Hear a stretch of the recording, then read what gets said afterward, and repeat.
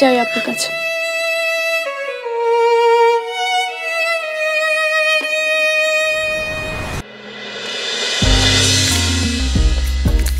কামটা কিন্তু ঠিক হইল না।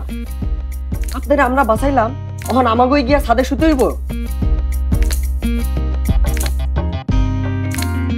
আমি একলা হইলে কোনো কথা আসিল না, কিন্তু ভাই ভাই তো স্যারের পোলা।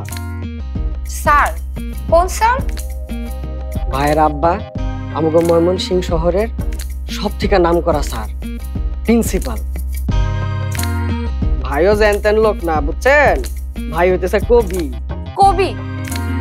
ওসব আলতু ফালতু লিখলে কবিতা হয় না, কবিতা অনেক কঠিন জিনিস। দেখেন, ভাইয়ের নামে কিছু করলে কিন্তু ভালো হইব না। ওই দেখেন ভাইয়ের খাতা, খাতা সবগুলা কবিতা ভাই ঢাকায় এসে লিখছে।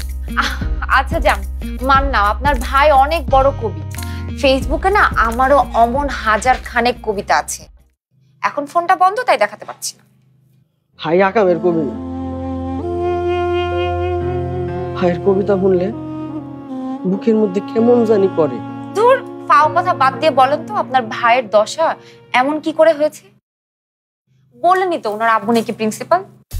কমু না। কমু না? না বললে আমার বইয়ে গেল।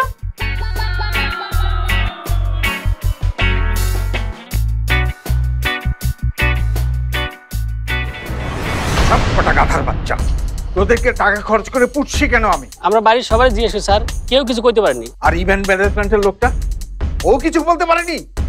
মানে স্যার, ওই লোকটার কথা ভাবিনি। তা ভাববে কেন? সবকটা গাধার বাচ্চা, ওই লোকটাকে খুঁজে বের করো, আমি লোকমানকে পাঠাচ্ছি।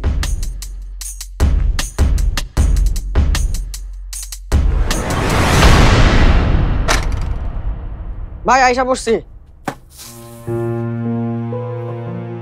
আহেন শুই।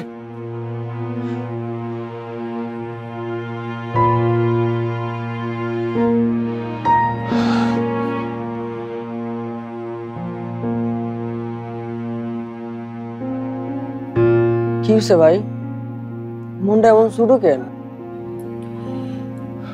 কিছু না।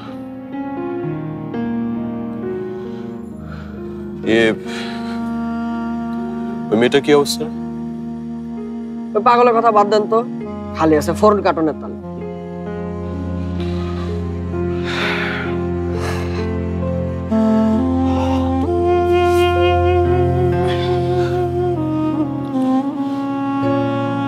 ভাই আজ একটা কবিতা শোনান না ভাই। আজ না রে, পরে। একটা কবিতা শোনাইলে কি হয় ভাই? ও ভাই কর না ভাই, একটা কবিতা কর না ভাই।